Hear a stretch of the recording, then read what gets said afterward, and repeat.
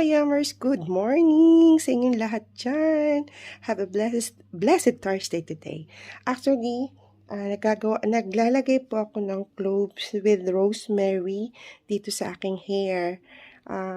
Magwa 1 month na ako naglalagay kasi nga, eto ang bunbunan ko, kitang-kita na at manipis na manipis ang aking hair. Ayan. Dahil dito sa UAE, iba ang tubig, lalo na yung mga shampoo, medyo matapang. So, ayun, nakita ko naman na mukhang effective ang cloves and rosemary na pinakuluan mo siya. Then, ayun, i-apply mo na siya sa hair mo para medyo kumapal naman ang hair.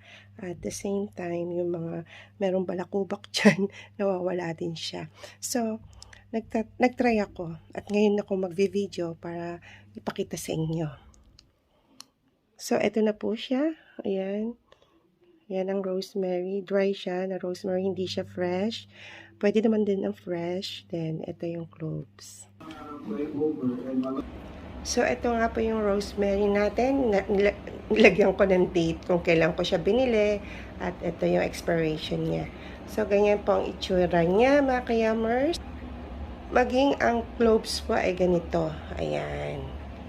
Ganyan siya. Usually, ito yung mga nilalagay sa biryani. Yan po ang itsura niya. Yan. At ito naman ang itsura ng rosemary. Yan. Dry po siya. Pero, hindi ko alam kung saan nakakabili ng fresh eh. So, ito mabibili nyo dyan sa supermarket. So, ayan, nagpakulo na ako ng tubig. Lalagyan po natin ng rosemary. 1 tablespoon. 1 tablespoon of cloves. Ayan.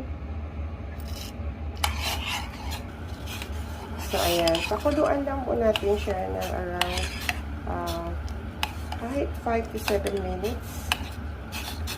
Basta makikita nyo magba-brown-brown na siya. Ayan. Ayan na. Kumukulo na po siya. Ayan. Yung tubig niya is 1 cup of water. Or, depende sa inyo. Pero ako, nasa 1 cup lang siya. Ayan. Ayan, kita naman, nagpa-brown-brown na. Lalo na kapag binabad mo siyang ganyan. So, antayin po natin siya lumamig. So, ayan, pag malamig na, lagyan niyo siya dito. Ang ginawa ko, pwede, salain niyo pala siya. Pwede din. So, nasalain ko tali.